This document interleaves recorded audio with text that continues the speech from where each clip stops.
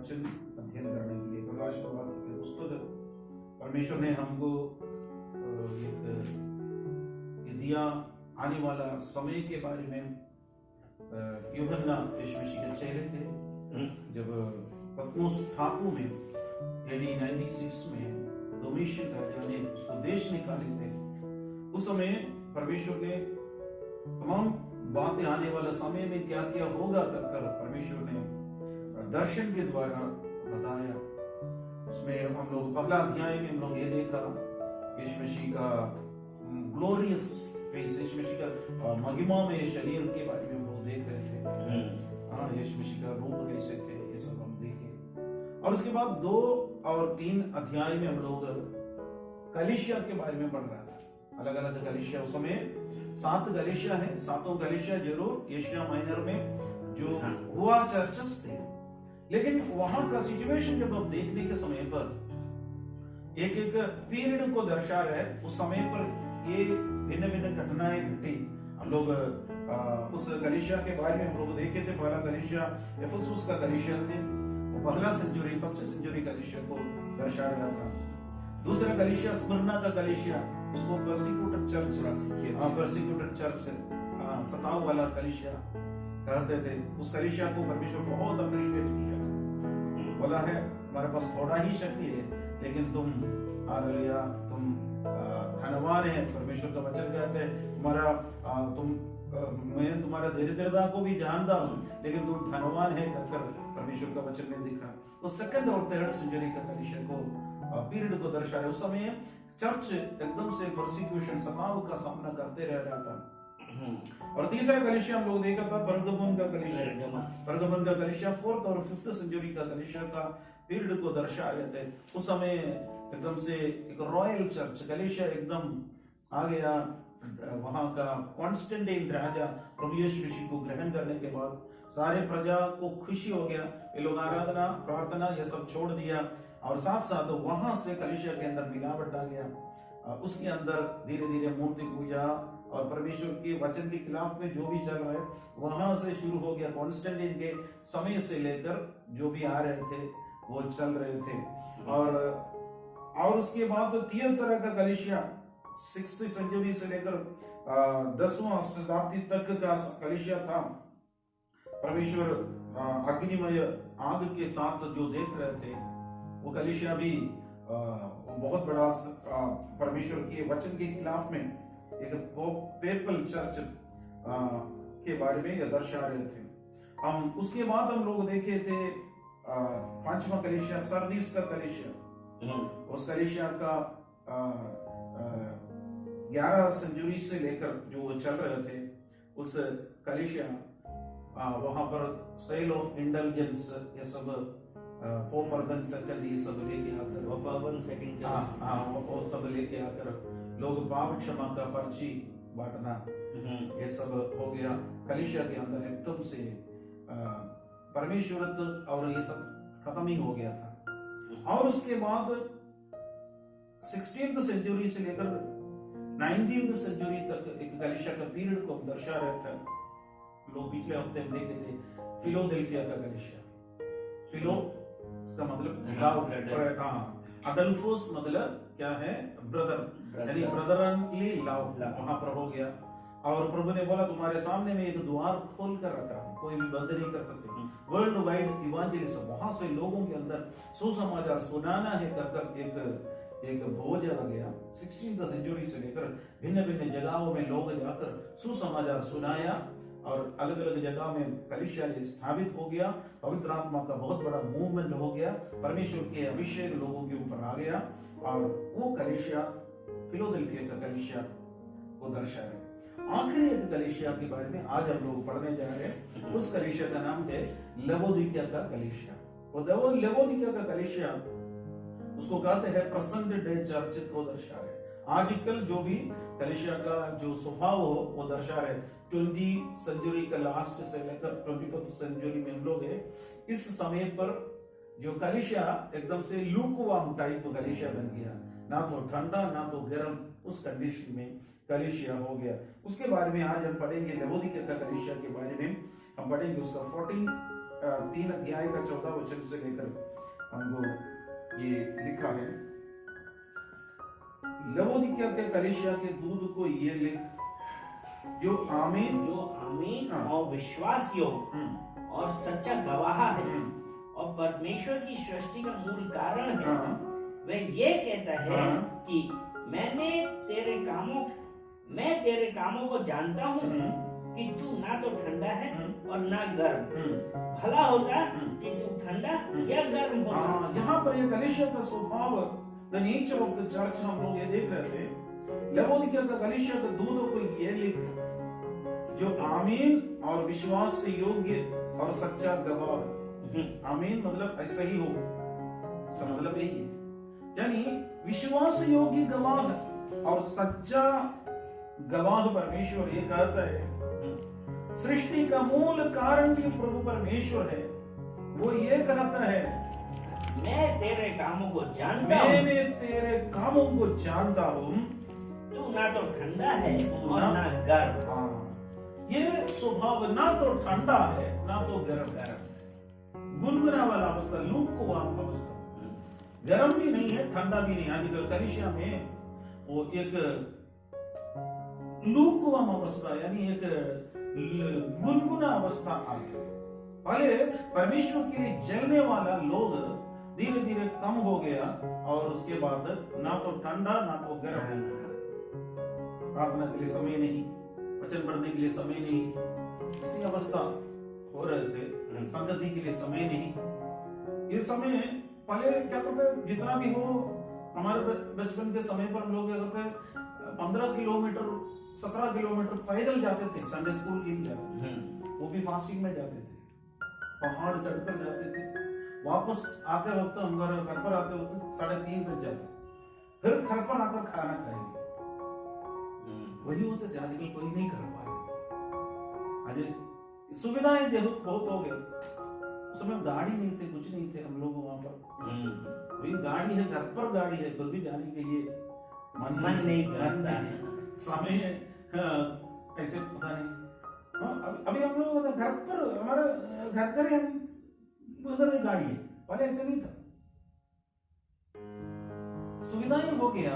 प्रभु का वचन कहते हैं, तू ना तो ठंडा ना तो गर्म, फला होता कि तू ठंडा या गर्म। 16 वचन में लिखा है, इसलिए कि तू गुनगुना है और ना ठंडा है और ना गर्म। मैं तुझे अपने मुंह में से उगलने पर, बहुत दुख का बात है, मुंह में से उगलने पर, ठंडा भी है नहीं है, गर्म भी नहीं है।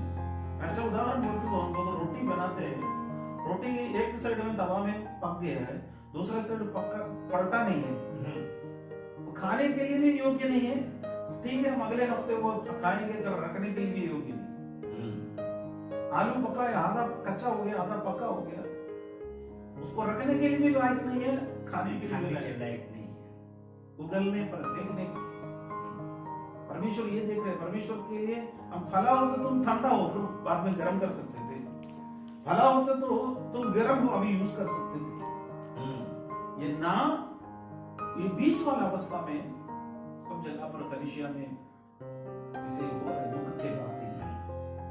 और आगे देखिएगा परमेश्वर क्या एक वॉइस कहता है कि मैं धनी हूँ, तू कहता है मैं तो धनी हूँ और धनवान हो गया हूँ, और मुझे किसी वस्तु की घटी नहीं, और ये नहीं जानता कि तू अभागा और तुच्छ और कंगाल और अंधा और नंगा है।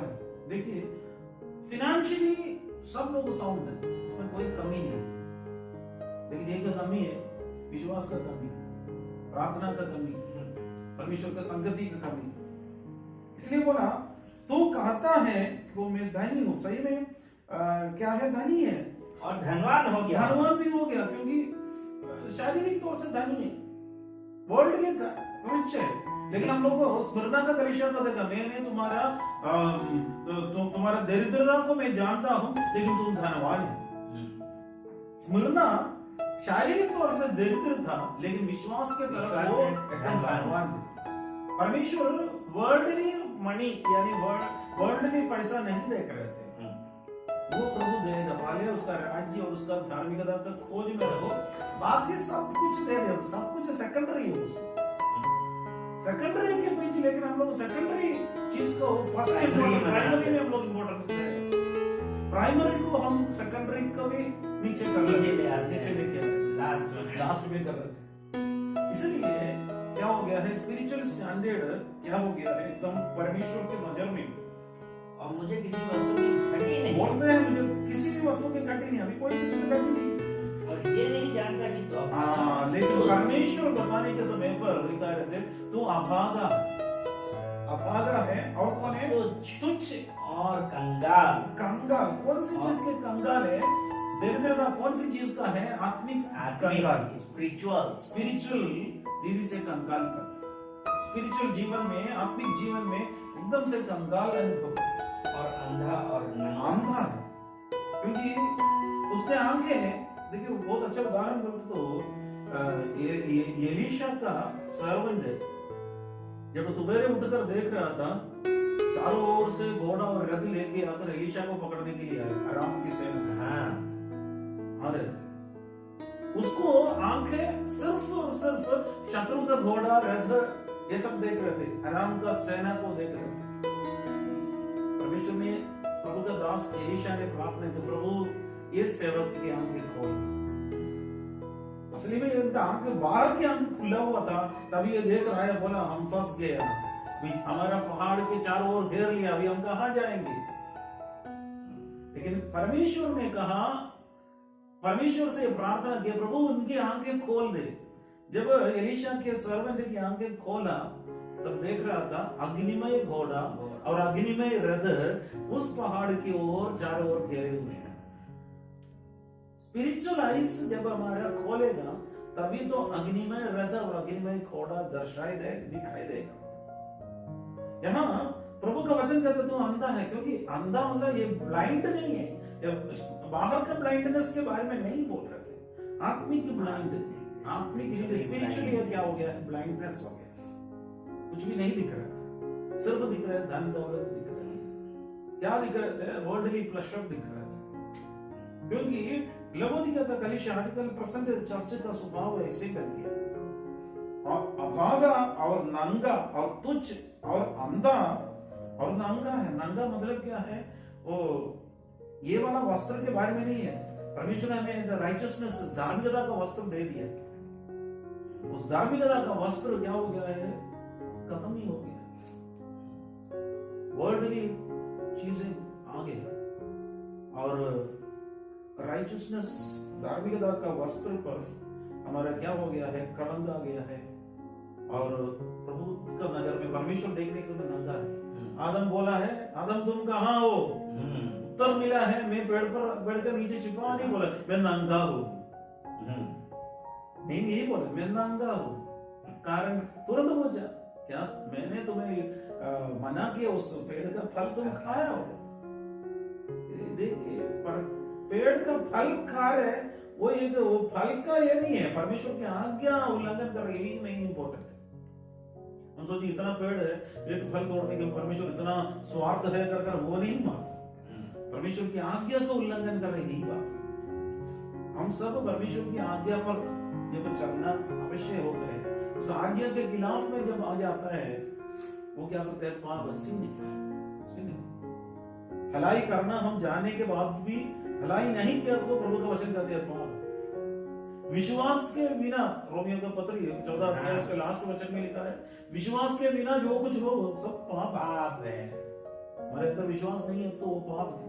यही हो गया, नंगा होने का कारण यही हो गया, नंगापन होने का कारण यही हो गया।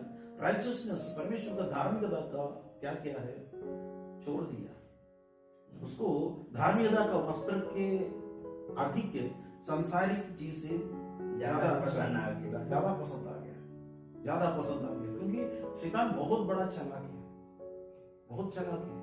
क्योंकि एक प्रॉमिस परमेश्वर एक व्यक्ति के ऊपर जब दे दिया तो उसके पीछे बहुत बड़ा कार्य करना पड़ेगा। योसेफ के बारे में देखिए, योसेफ ने एक दर्शन देखा था, एक सपना देखा था, और जो चावल का जो कत्थे रखे थे उसमें से सिर्फ योसेफ का खड़ा हो गया, बाकी सब नीचे गिरा।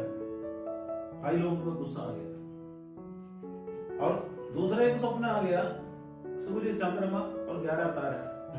यूसुफ को नमस्कार कर रहा था, सब माँ बाप को भी गुस्सा आ गया क्या? सब जगह बाइबल पढ़ने के समय दोनों को गुस्सा आ गया, भाई लोगों को भी गुस्सा, माँ बाप को भी गुस्सा। लेकिन ये वाला भविष्यवाणी पूरा होने के लिए कई दिन ले लिया, कहीं झेलना पड़ेगा, कुएं में डाला, पोतीफर के घर पर गया, जेल में गया।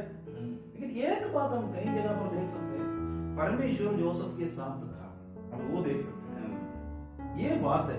इसलिए प्रभु हमसे प्रॉमिस किया, देखो मैं जगत के अंत तक मैं तुम्हारे साथ हूं कर यीशु प्रॉमिस किया।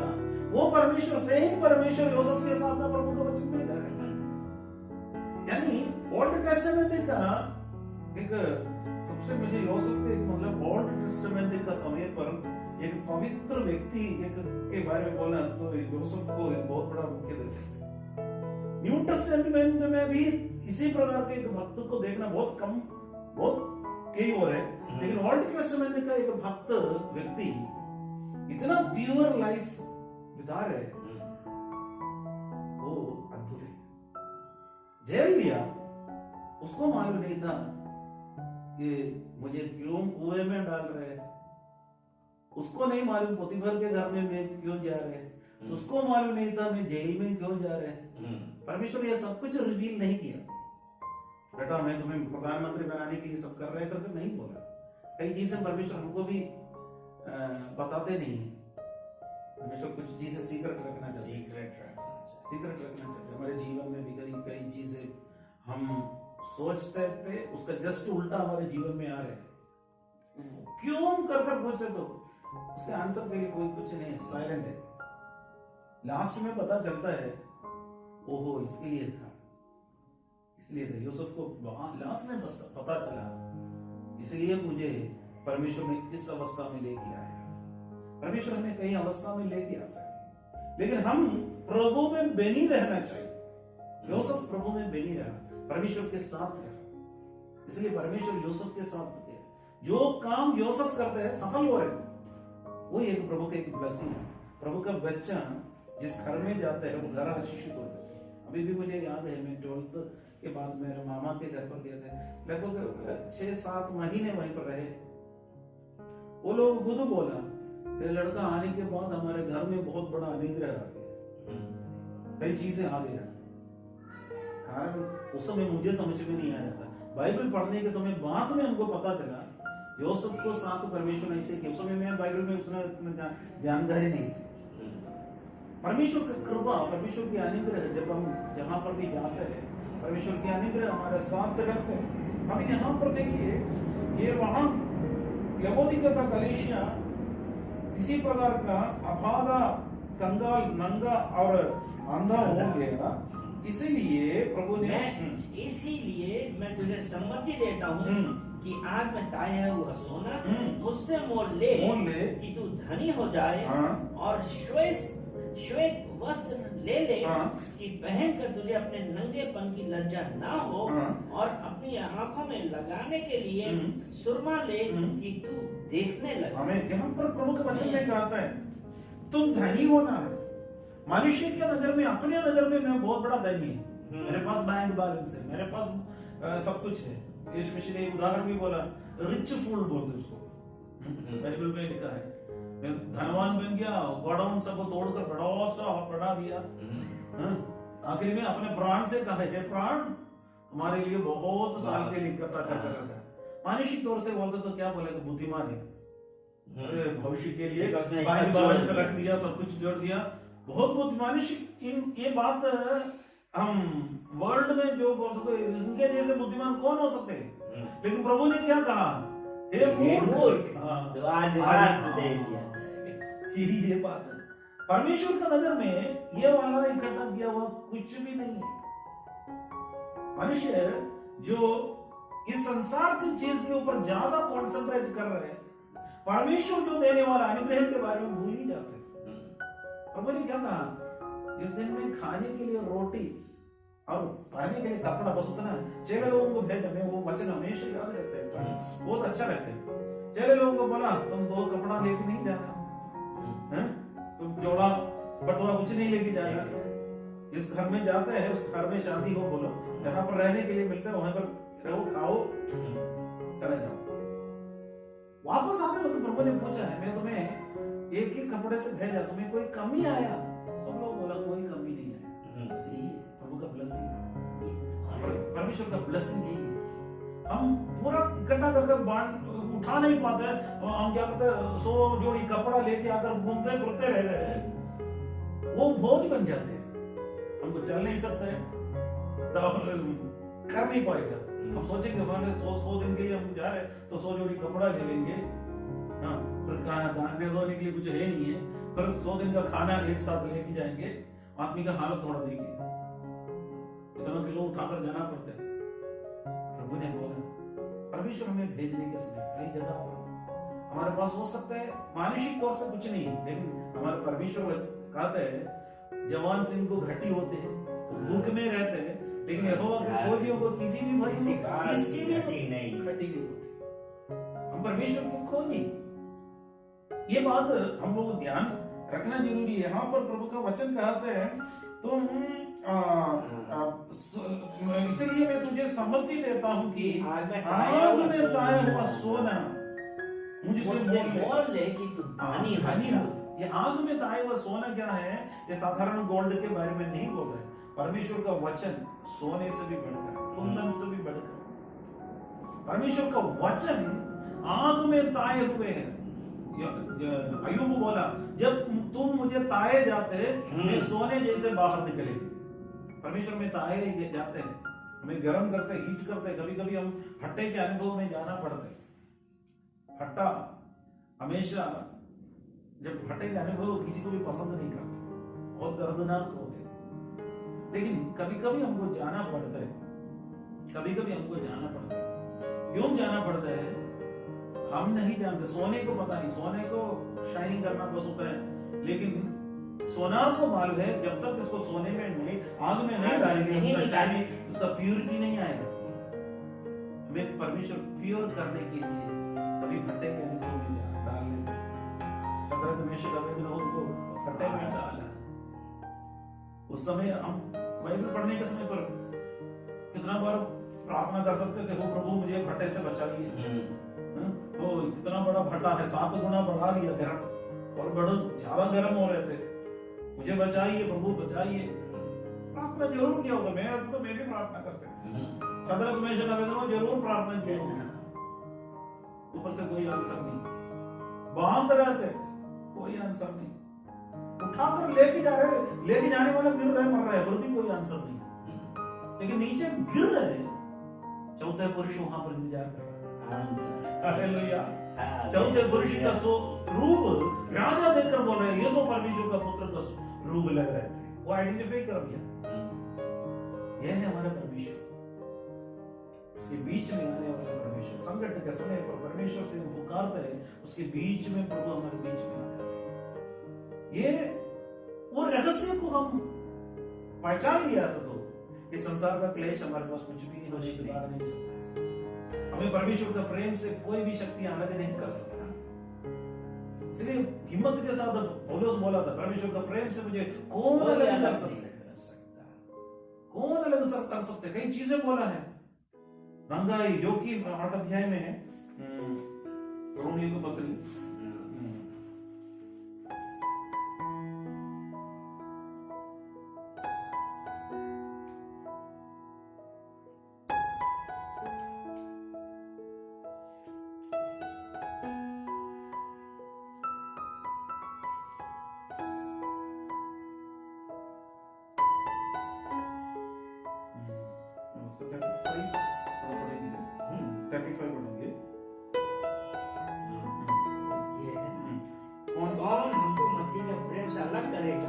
या क्लेश या संकट या उपद्रव या अकाल या नंगाई या जोखिम या तलवार, जैसा लिखा है तेरे लिए हम दिन भर घात किए जाते हैं, हम वध होने वाली भेड़ों के समान गिने गए हैं। यहाँ पर लिखा है कौन हमको मसीह के प्रेम से अलग कर सकता है? क्लेश या संकट या उपद्रव या आकाल या नंगाई या जोखिम या तलवार, 7 बारे में लिखा है। ये चीज हमें अलग नहीं कर सकते। क्लेश आ गया इसलिए मैं प्रभु से हट गया करके बोल नहीं सकते। संकट आ गया इसलिए नहीं, उपद्रव आ गया यानी प्रोसिक्यूशन आया इसलिए कितना लोग प्रोसिक्यूशन का सामना किया। नंगाई यानी हमारा कपड़ा भी उतार दिया, क्योंकि पौलुस और सीलास को यही किया था।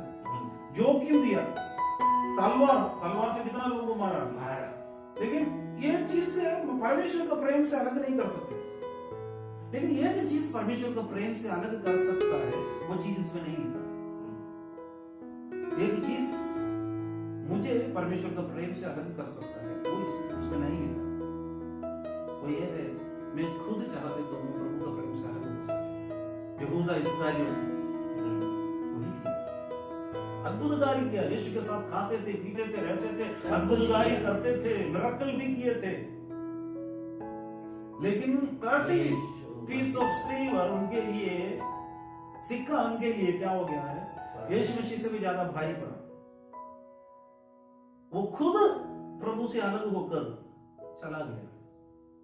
परमेश्वर का प्रेम से हमें अलग करने वाले की चीज तो अगर मैं अकेला मैं चाहते तो मैं प्रभु से प्रेम से अलग हो सकता है, वो इधर नहीं लिखा।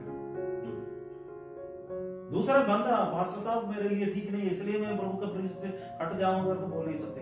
सरकार हमारा साथ नहीं है इसलिए मैं प्रभु के प्रेम से अलग हो जाऊंगा कर नहीं बोल सकते। कितना लोग प्रभु का सामना किया, लेकिन हम खुद प्रभु के प्रेम से अलग हो सकते हैं, अपने आप अलग हो सकते हैं। इसलिए हम अपने आप को कॉन्सेंट्रेट करना प्रभु के नजदीक में, परमेश्वर की उपस्थिति में, परमेश्वर के निकट में हम लोग परमेश्वर में बनी रहना आवश्यक है।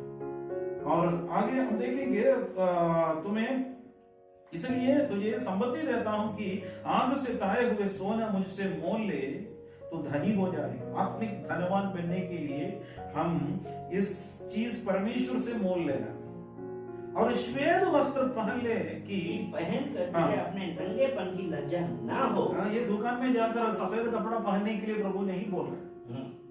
श्वेत वस्त्र मतलब क्या है, राइचसनेस का, धार्मिकता का वस्त्र को बोल रहे हैं।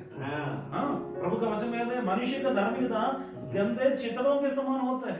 हमारा धार्मिकता सब ऐसे ही है, शानबी का उसमें दिखाए रहते हैं जो गंदा कपड़े के समान है हमारा धार्मिकता। लेकिन परमेश्वर हमारा धार्मिकता को बदल दिया है तो हम क्या करते हैं, टोटल एक रेडिकल चेंज हमारे अंदर आ जाता है। क्यों? ये एफिशिएंस 6:14 में यही लिखा है ना, धार्मिकता की झिलम कि वो जब वो पूरा हमको कवर करे, जब हमारे पास धार्मिकता है, वो ही धार्मिकता, यही है द राइचसनेस। धार्मिकता का वस्त्र जब हम पहन लेंगे, ये वस्त्र है, हम क्या कर रहे हैं, हमको देखने वाला ये वस्त्र को देख रहे थे, यानी हमें देखने वाला यीशु मसीह को देख रहे थे। हम यीशु मसीह को पहन लिया, बपतिस्मा के द्वारा हम यीशु मसीह को पहन लिया। हमें देखने वाला यीशु मसीह को पहन लेते। नंगा कौन हो रहे, परमेश्वर को नहीं पहना हुआ लोग नंगेपन नहीं है। ये वस्त्र जितना भी बड़ा बड़ा महंगा वाला पहन लो उसके बारे में नहीं बोल रहे। श्वेत वस्त्र, स्वर्ग में भी एक ही वस्त्र मिल रहे थे, श्वेत वस्त्र में उनको दे दूंगा। मेमने के लहू से धोकर वे अपने वस्त्र को श्वेत किया। क्योंकि हम बात देखिए, दुनिया में कोई भी एक कपड़ा उसके ऊपर ब्लड आ गया तो क्या हो जाएगा, इसका दाग आ जाता है कोई भी। लेकिन यीशु मसीह का लहू ऐसा है, हमारे दाग को भी क्या करते हैं, श्वेत दिखा देते हैं। इसलिए पवित्र लहू है। बाकी सब हमारा सबका लहू उसमें लग गया तो उसमें वो हटेगा ही नहीं। जानवर का भी लहू लगा कर देंगे, वो हटेगा ही नहीं। दुनिया में किसी भी ब्लड किसी भी कपड़े पे लग गया वो ऐसे वैसे रहेगा। लेकिन यीशु मसीह के लहू के बारे में बोल रहे हैं, मेमने के लहू क्या करता है, हमारे धार्मिकता का वस्त्र को क्या करता है, एकदम शुद्ध करते हैं, श्वेत कर देते हैं। इसलिए प्रभु का वचन कहते हैं लवोदिकिया के कलीसिया को हम नंगा नहीं फिरना है, इसलिए श्वेत वस्त्र पहन ले, श्वेत वस्त्र पहन ले। आगे कि श्वेत ले ले कि पहनकर तुझे अपने नंगेपन की लज्जा ना हो, और अपनी आंखों में लगाने के लिए सुरमा ले कि तू देखने पाए। यानी ये सुरमा क्या दर्शा रहे है? परमेश्वर का वचन को दर्शा रहे, हमारे परमेश्वर का दर्शन को दर्शा रहे। मैंने पहले बोला था एलीशा का सर्वेंट, उसको प्रार्थना के बाद उसकी आंखें खुल गया, स्पिरिचुअल आइज खोल गया। फिजिकल आइज उसको पहले से खुला था, फिजिकल आइज उसको पहले से खुला था, लेकिन जब ये प्रार्थना किया प्रभु उनकी आंखें खोल दे, वो सुरमा को दर्शा रहे थे। वो सुरमा प्रभु परमेश्वर का दर्शन को दर्शा रहे, बोल रहे थे हमारा ये दर्शन आत्मिक दर्शन बन जाए। हमारे जीवन में परमेश्वर कई आत्मिक साइट, आत्मिक दर्शन परमेश्वर हमें दे रहे। और प्रभु का वचन 19वां वचन में लिखा है, मैं जिन से प्रेम करता हूँ उन सबको उलाहना और ताड़ना देता हूँ, इसलिए सर गर्म हो और मन फिरा। आमीन। यहाँ पर प्रभु का वचन में कहते हैं जिस किसी से प्रेम करता है उसे उलाहना और ताड़ना देता है। परमेश्वर हमें ताड़ना देता है, उसमें हम गुस्सा नहीं हो जाए। परमेश्वर का ताड़ना इसलिए है करेक्ट करने के लिए।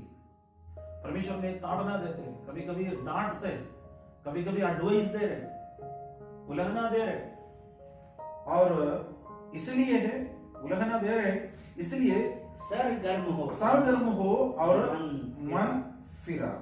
मन फिराना जरूरी है, मन फिराना। कलीसिया को फिर से इधर मन फिराने का बात है। यूजुअली हम लोग दूसरों को बोले मन फिराना, वो कर बोलते जरूर, लेकिन सही में कलीसिया ही मन फिराना आवश्यकता है। हम सबके अंदर एक एक मन फिराने की आदत बनना जरूरी है।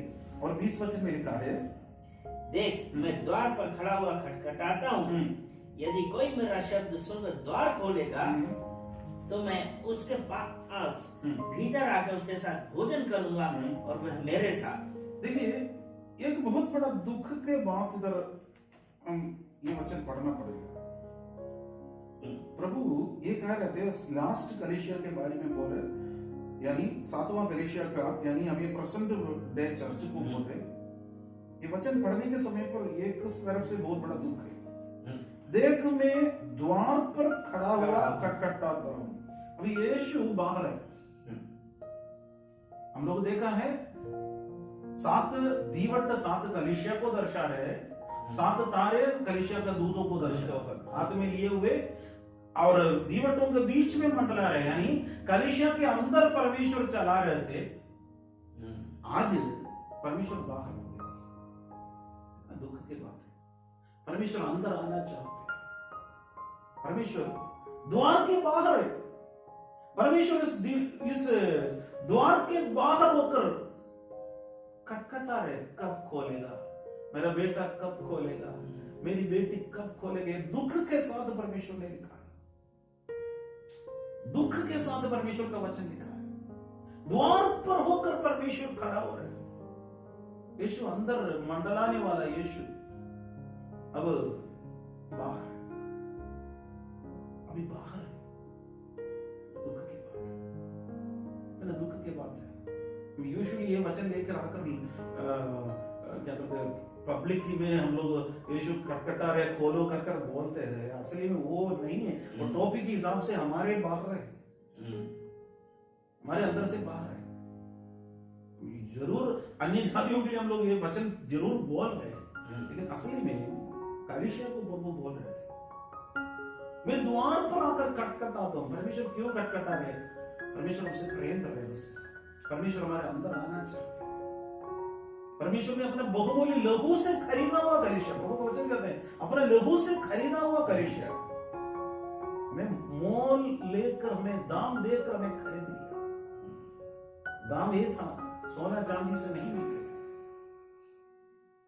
निर्दोष निष्कलंक में बना अर्थात यीशु मसीह का बहुमूल्य लहू से हमें खरीद लिया। अब हम प्रभु को स्थान नहीं दे रहे।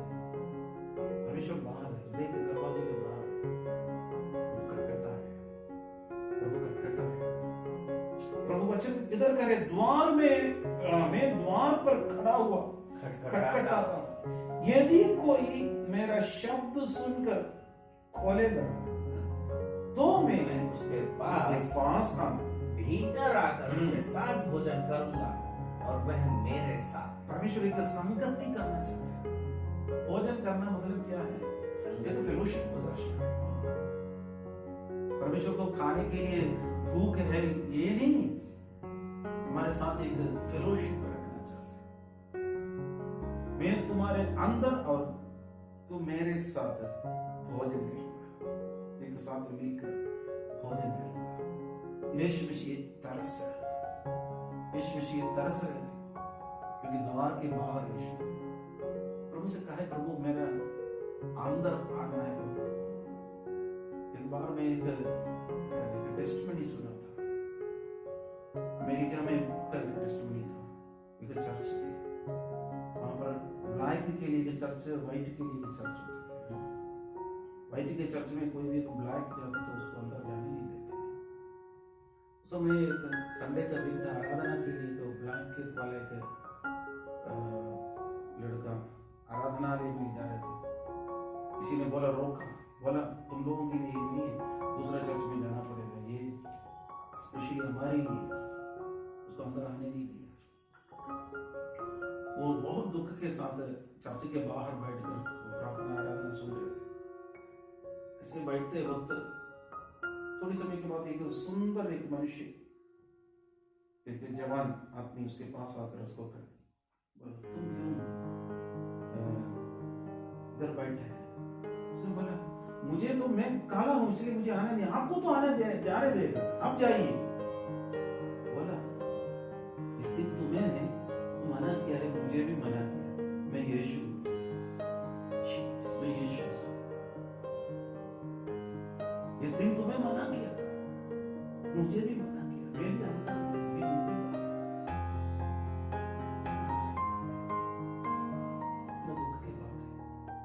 वचन कहते हैं, द्वार पर आकर खटखटाता, जो कोई ये वचन सुनकर ये हृदय का दरवाजा जब खोलता है, प्रभु बोलता है, मैं उनके भीतर आकर उसके साथ भोजन करूंगा और वो मेरे साथ। प्रभु एक बहुत अच्छे फेलोशिप चाहते हैं, परमेश्वर नहीं चाहते। परमेश्वर किसी का जात, धर्म, भाषा, कुल, वंश कुछ नहीं पूछते। प्रभु चाहते हैं हम सब से प्यार करते हैं। परमेश्वर का प्रेम के कारण हम सब लोग इधर हैं। क्या फायदा है, लोग कुछ नहीं। परमेश्वर नहीं है तो हम लोग इधर बैठना, इकट्ठा होना, हमारे समय को बर्बाद नहीं करना। लेकिन प्रभु का प्रेम की वजह से हम लोग इधर हैं। हम एक एक वचन पढ़ रहे हैं, मेरे हृदय के अंदर परमेश्वर बहुत बड़ा अनुग्रह दे रहे हैं। हम 21वां वचन में लिखा है, जो जय पाए मैं उसे अपने साथ अपने सिंहासन पर बैठाऊंगा, जैसे मैं भी जय पाकर अपने पिता के साथ उसके सिंहासन पर बैठ गया। ये प्रॉमिस टू द चर्च, परमेश्वर इस कलीसिया को एक वायदा दे रहे थे। जितना ये 6 कलीसिया को नहीं मिलने वाला एक प्रॉमिस, ये 7वें कलीसिया को प्रभु दे रहे हैं, हमारे पीरियड के समय को दे रहे हैं। बाकी किसी भी कलीसिया को इतना बड़ा प्रॉमिस नहीं दिया, बाकी सब कलीसिया में है, लेकिन इतना बढ़िया एक प्रॉमिस क्या है, जो जय पाएगा मैं उसे अपने साथ अपने सिंहासन पर बैठाऊंगा। परमेश्वर अपना सिंहासन पर बैठे, यीशु मसीह बोला मैं अपने सिंहासन पर बैठा। यानी कैसे होगा? यीशु हो सकता है हमें अपने गोद में रखेगा।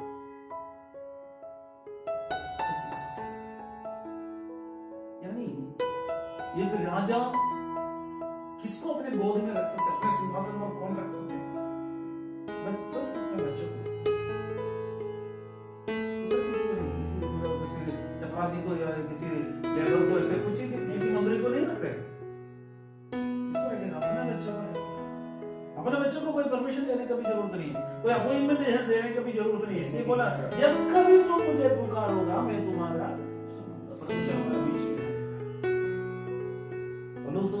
आधी रात में परमेश्वर को पुकारा। प्रभु नहीं बोला तेरे मैं सो रहा हूं तुम मुझे डिस्टर्ब मत करो कर नहीं बोला। परमेश्वर के बीच में मनुष्य को बोले कि अरे ये टाइमिंग है, कभी कभी हमको भी फोन वगैरह आ जाते, हम लोग भी नींद में तो थोड़ा बहुत ये लगता है, फील हो जाता है, लेकिन परमेश्वर से हम किसी भी समय पर डायरेक्ट प्रार्थना कर सकते हैं। वो हमारी प्रार्थना सुनने के लिए एकदम तरस रहे थे। इधर प्रभु का वचन कहता है जो जय पाएगा मैं उसे अपने साथ अपने सिंहासन पर बैठूंगा, जैसे मैं भी जय पाकर अपने पिता के साथ उसके सिंहासन पर बैठ। पिता के साथ परमेश्वर सिंहासन पर बैठे। यीशु मसीह कहां पर था? यीशु पिता के गोद में थे। वही यूहन्ना 1:18 में लिखा है, पिता के गोद में बैठा हुआ यीशु। आदि में वचन था, वचन परमेश्वर के साथ था, वचन परमेश्वर था, वचन देहधारी होकर आया, वो पिता के गोद में थे। इसीलिए प्रभु हमको यीशु मसीह अपने बच्चों को कह रहे थे, अपने सिंहासन पर मैं तुम्हें भी बैठाऊंगा। इतना अद्भुत है परमेश्वर का कृपा, परमेश्वर का प्रेम इतना है, हम सोच भी नहीं सकते, हम इसका लायक ही नहीं थे, हम अन्य जाति थे, हम परमेश्वर के से दूर थे। स्पेशलिटी ऑफ जेंडाइल्स के बारे में हम लोग जब देखते थे, हम परमेश्वर रहित थे, वाचा से कोई लेने देने नहीं थे, परमेश्वर से दूर थे, आशाहीन थे, लेकिन परमेश्वर के कृपा के कारण, यीशु मसीह के कृपा के कारण यहूदी और अन्य जातियों बीच वाला दीवार को यीशु मसीह ने तोड़ दिया, सबको बराबर कर दिया है। अभी ना यूनानी ना यहूदी, ना स्त्री ना पुरुष, ना स्वतंत्र ना दास, कोई फर्क नहीं, सब यीशु में एक बन गया, यीशु का बच्चा बन गया। अब इतना बड़ा प्रेमी परमेश्वर 22वां वचन में लिखा है, जिसके कान हो वह सुन ले, जिसके कान आत्मा कलीसियाओं से क्या कहता है। जिसका कान हो वह सुन ले। सबके पास कान है, लेकिन सुनने के लिए कान होना जरूरी है। परमेश्वर का वचन सुनने के लिए कान होना जरूरी है। हम परमेश्वर हमारा आवाज को लिए चित्त लगाकर इंतजार कर रहे हैं। हम लोग प्रार्थना, प्रभु मुझे ये चाहिए वो चाहिए, हम यूजुअली हम लोग क्या करते हैं, एक दुकान में जाने वाला लिस्ट जैसे हम लोग परमेश्वर से देते हैं। हमको चावल चाहिए, चीनी चाहिए करके हम लोग दुकान वाले को लिस्ट दे रहे हैं, उसी प्रकार परमेश्वर को ये चाहिए वो चाहिए, हम लिस्ट दे रहे हैं। प्रभु को धन्यवाद देने के लिए हमारे पास समय नहीं, प्रभु ने दिया गया अनुग्रह के लिए धन्यवाद देने के लिए समय नहीं। अभी भी याद है, मैं परमेश्वर ने मुझे सेवकाई के लिए बुलाया था। सेवकाई के लिए बुलाने समय तो मैं प्रभु से बोला, प्रभु मैं नहीं जाऊंगा, बहुत बड़ा कठिन है, क्योंकि एक प्रभु का दास आकर प्रभु सेवकाई के लिए उत्तर भारत में जाने के लिए ये दे रहे थे। परमेश्वर ने मुझे बोला तुम जाना। उस समय मैं प्रभु से दो बात बोला, प्रभु मैं सबसे पहले मैं किसी से भी मेरा जरूरत नहीं बोलेगा, मुझे ये जरूरी है मुझे चाहिए करके किसी से नहीं मांगूंगा, तुम मेरे देना। दूसरा क्या है, मैं किसी से उधार भी नहीं लूंगा, तुम मेरा हर दिन का रोटी मुझे देना। मैं बहुत नम्रता के साथ बोल रहा हूँ। आज मैं प्रभु का सेवक में 27 साल हो गया, किसी से भी गोरखपुर में किसी से भी 5 पैसा किसी दुकानदार को देने के लिए है तो बोलते एक भी नहीं मिलेगा। परमेश्वर की कृपा। अभी भी मुझे याद है, हम लोग चर्च का बिल्डिंग के समय पर वो दुकान वाला बोला है, सिर्फ अनिल जॉर्ज जो भी आपसे मांगेगा दुकान मुंशी से बहुत दे देना। लेकिन मैं भी तो क्या करता है, वो बोला ये मैं हम प्रभु के वचन के अनुसार भी चले, प्रभु की कृपा से, परमेश्वर के अनुग्रह से। और परमेश्वर ऐसे अगुवाई किया। मैंने उस समय सेवकाई के लिए आते हो तो मैंने यही सोच रहे थे वो एक बहुत बड़ा जंगल होगा ना, क्योंकि मैंने कई बार जो मिशनरियों का पुस्तक पढ़ रहे थे, इसमें से पिछले बार हम लोग पढ़े डेविड लिविंगस्टन जो अफ्रीका में, उसमें मैं मिशनरियों का पुस्तकें पढ़े थे, उसमें वो बोल रहे थे जंगल में थे, मकान नहीं। मैंने सोचा, मेरे माइंड में ये थे कोई जंगल भी होगा, कोई नहीं, छोटा सा झोपड़ी डालना पड़ेगा, उसमें हम रहेंगे, ठीक है, किसी भी तरीके से। प्रभु मैं उसके लिए मैंने प्रिपेयर कर आया, मेरे जीवन में उसके लिए मेरे माइंड में वही प्रिपेयर था। प्रभु के लिए मैं हम गए थे, गुजरात में गए थे, सबसे बड़ा आदिवासियों के बीच में रहे, आदिवासियों के गांव में आदिवासियों के मकान मिल रहे। तो हमारे मेन चर्च से बोला ऐसे नहीं रहना, हम लोग सिटी में रहकर आदिवासियों के यार गांव में जाकर रहना, क्योंकि एक एस्टैब्लिश चर्च है। वो एक अच्छा एडवाइस हमारे पास्टर ने दिया था, आप जो भी है अब एक सिटी को सेलेक्ट करो, सिटी में रहना, और वहां पर जाइए, क्योंकि आपको ढूंढकर कोई आ गया, कोई गाड़ी नहीं है, ये नहीं है कर आपसे भी नहीं मानेगा। इसलिए हमेशा एक वर्क स्पॉट एक सिटी के अंदर हो, और उसके बाद आप एक्सपांड कर सकते हैं, करके हमने कैटेगरीज दी। इसलिए मुझे उस समय मेरे उसने किराया 250 रुपया था, वो हमारा चर्च था, संडे को वो चर्च बन जाते, उसके बाद हमारा किचन बन जाते, उसके बाद हमारा बेडरूम बन जाते, डाइनिंग रूम बन जाते, सब उसी में, एक ही रूम था, एक ही रूम में। उसमें हम बहुत खुश हो, क्योंकि वो बहुत अच्छा था, उसमें 2 लोग हम लोग रहते थे, ये थे। लेकिन प्रभु जो कुछ हमको दे रहे थे, मुझे क्या कहते हैं, सैटिस्फाइड, मेरा मोर देन एक्सपेक्टेशन में मुझे परमेश्वर चला रहे थे। अच्छा हो गया, परमेश्वर मुझे क्या कहते हैं, इसलिए मुझे कोई लालची भी नहीं, मुझे वो चाहिए ये चाहिए करके मैं कोई लालची भी नहीं रखते। जो प्रभु ने मुझे ये दे दिया है, मेरे एक्सपेक्टेशन से कई गुना निकले हुए प्रभु ने दिया, इसलिए मुझे कोई किसी चीज का भी निराशा भी नहीं हो रहे थे। परमेश्वर ने अगुवाई कर रहे थे। कारण क्या है, प्रभु का वचन कहता है जिसको कान हो वो सुन लो, वो सुन ले। हम परमेश्वर के वचन के कान लगाकर, परमेश्वर के मर्जी पर हम कान लगाकर जब हम चलते हैं, परमेश्वर क्या करते हैं, हमें क्या करते हैं, वापस अनुग्रह दे देते हैं, परमेश्वर की कृपा हमारे ऊपर देते हैं, परमेश्वर की आशीष हमें देते हैं। हम लोग आज ये 7वां कलीसिया के बारे में भी देखा, और उसके बाद 4 और 5 अध्याय में हमको स्वर्ग के बारे में ये मिलेगा। और ये 4 अध्याय जब खत्म हो जाते वक्त, यानी ये कलीसिया का पीरियड, यानी हम लोग अभी डिस्पेंसेशन ऑफ ग्रेस, अनुग्रह का युग में हम लोग रह रहे हैं। ये युग अंत होने वाला है। ये युग कब अंत होगा, जिस दिन यीशु मसीह का आगमन होगा। उसको रैप्चर बोलते हैं। रैप्चरो करके एक शब्द से रैप्चर आ गया, यानी कलीसिया इधर से ऊपर उठा लिया जाएगा। उसके बारे में हम लोग 6 अध्याय के बाद हम लोगों को देखने मिलते हैं। लेकिन 4 अध्याय का पहला वचन में यूहन्ना को बोल रहा है, यहाँ ऊपर आओ करके एक शब्द सुनेगा। एक ऊपर, यहाँ पर ऊपर आ जाओ करके एक आवाज, हम उस आवाज के लिए इंतजार कर रहे हैं। बस तुरही की आवाज के लिए हम लोग इंतजार कर रहे हैं। मसीह में मरे हुए भक्त लोग अभी उन लोग इंतजार में हैं। वो उन लोग अपना दौड़ पूरा किया हुआ, प्रभु के दास जितना भी लोग हो सब वहां पर इंतजार कर रहे हैं। पहले वो जी उठेंगे, उनको फर्स्ट प्रेफरेंस, उसके बाद फ्रैक्शन ऑफ सेकंड के अंदर हम लोग भी क्या करते हैं, रूप बदल जाएंगे। ये शरीर ग्लोरियस महिमा का शरीर बन जाते। कैसे बन जाते? यीशु मसीह जो ट्रांसफिगरेशन माउंटेन में आ गए थे, यीशु मसीह का रूप बदल गया था, उसी प्रकार हमारा रूप बदल जाता।